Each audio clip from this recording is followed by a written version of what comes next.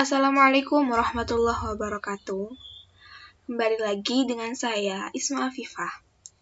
Di sini saya akan mempresentasikan hasil review saya mengenai analisis model Mills dan Huberman. Terdapat beberapa submateri. Yang pertama ada analisis data menurut Mills dan Huberman, yang kedua langkah-langkah analisis data, yang ketiga penyajian data, dan yang keempat penarikan kesimpulan. Yang pertama, analisis data menurut Mills dan Huberman.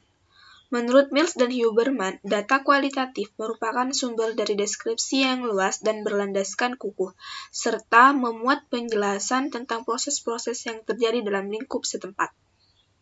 Dengan data kualitatif, kita dapat mengikuti dan memahami alur peristiwa secara kronologis, menilai sebab akibat dalam lingkup pikiran orang-orang setempat, dan memperoleh penjelasan yang banyak dan bermanfaat. Mills dan Huberman mengemukakan analisis terdiri dari 3 alur kegiatan yang terjadi secara bersamaan, yaitu reduksi data, penyajian data, penarikan kesimpulan atau verifikasi. Yang kedua, langkah-langkah analisis data. Langkah-langkah analisis data menurut Mills dan Huberman, yang pertama, pengumpulan data. Dalam pengumpulan data, mengumpulkan data ketika di lokasi penelitian dengan melakukan observasi, wawancara, dan dokumentasi dengan menentukan strategi dalam pengumpulan data yang dipandang tepat juga untuk menentukan fokus serta pendalaman data pada proses pengumpulan data berikutnya. Yang kedua, reduksi data. Reduksi data ialah proses penyeleksian, pemfokusan, pengabstrakan, dan transformasi data kasar yang ada di lapangan. Melalui langkah ini, data yang semula memiliki banyak aspek menjadi lebih spesifik dengan cara menghilangkan atau mereduksi data-data yang berada di luar tujuan penelitian, serta mencari data-data pokok. Dengan demikian, data yang dihasilkan menjadi fokus penelitian. Yang ketiga, penyajian data. Penyajian data merupakan kegiatan ketika sekumpulan informasi disusun, sehingga ada kemungkinan akan adanya penarikan kesimpulan. Dalam penelitian kuantitatif, penyajian data dapat dilakukan dengan cara menggunakan tabel, grafik, dan sebagainya. Melalui penyajian data ini, maka data akan terorganisasikan dan tersusun dalam pola hubungan, sehingga akan semakin mudah dipahami. Yang keempat, penarikan kesimpulan. Langkah yang terakhir ini merupakan jawaban dari rumusan masalah dalam sebuah penelitian. Penarikan kesimpulan bisa dilaksanakan ketika penelitian mencapai tahap akhir pengerjaan. Dalam pengumpulan data, peneliti harus mengerti dan tanggap terhadap sesuatu yang diteliti langsung di lapangan dengan menyusun pola-pola pengarahan dan sebab akibat. Yang ketiga, penyajian data.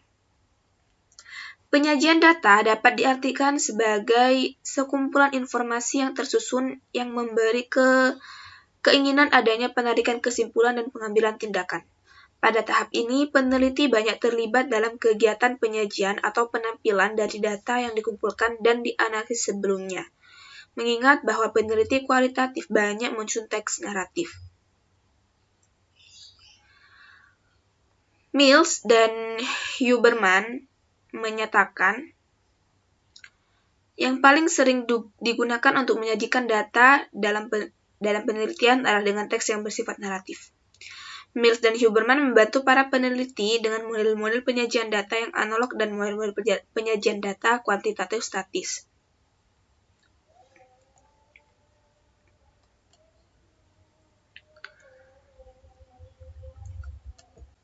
Mills dan Huberman menyajikan 9 model dengan 12 contoh penyajian data kualitatif bentuk matriks, gambar atau grafik yang analog, dengan model yang biasanya digunakan dalam metodologi penelitian kuantitatif statistik, yaitu yang pertama, model 1, adalah model untuk mendeskripsikan model penelitian.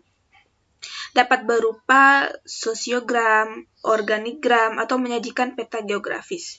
Yang kedua, model 2 adalah model yang dipakai untuk memantau komponen atau dimensi penelitian, yaitu dengan checklist matriks. Karena matriks itu tabel 2 dimensi, maka pada barisnya dapat disajikan komponen atau dimensinya, pada kolom disajikan kurun waktunya. Model 3 adalah model untuk mendeskripsikan perkembangan antar waktu. Isinya bukan sekedar tanda cek, melainkan ada deskripsi verbal dengan satu kata atau fase. Model 4 adalah matriks tata peran yang mendeskripsikan pendapat, sikap, kemampuan, atau lainnya dari berbagai pemeranan. Yang kelima, model 5 adalah matriks konsep terkluster. Digunakan untuk meringkas berbagai hasil penelitian dari berbagai ahli yang pokok perhatiannya berbeda. Keenam, model 6 adalah matriks tentang efek atau pengaruh. Model ini hanya mengubah fungsi-fungsi kolomnya diganti untuk mendeskripsikan perubahan sebelum dan sesudah mendapat penyuluhan, sebelum dan sesudah deregulasi, dan yang semacamnya. Model 7 adalah matriks dinamika lokasi. Melalui model ini diungkap dinamika lokasi untuk berubah.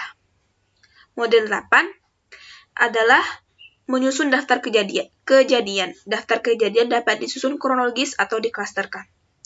Model 9 adalah jaringan kausal dari sejumlah kejadian yang ditelitinya. Yang terakhir, penarikan kesimpulan. Penarikan kesimpulan menurut Mills dan Huberman hanyalah sebagian dari satu kegiatan dari konfigurasi yang utuh. Kesimpulan-kesimpulan juga diverifikasi selama penelitian berlangsung. Verifikasi itu mungkin sesingkat pemikiran kembali yang melintas dalam pikiran penganalisis selama ia menulis. Langkah verifikasi yang dilakukan peneliti sebaiknya masih tetap terbuka untuk menerima masukan data, walaupun data tersebut adalah data yang tergolong tidak bermakna. Sekian hasil review dari saya. Semoga bermanfaat. Terima kasih. Wassalamualaikum warahmatullahi wabarakatuh.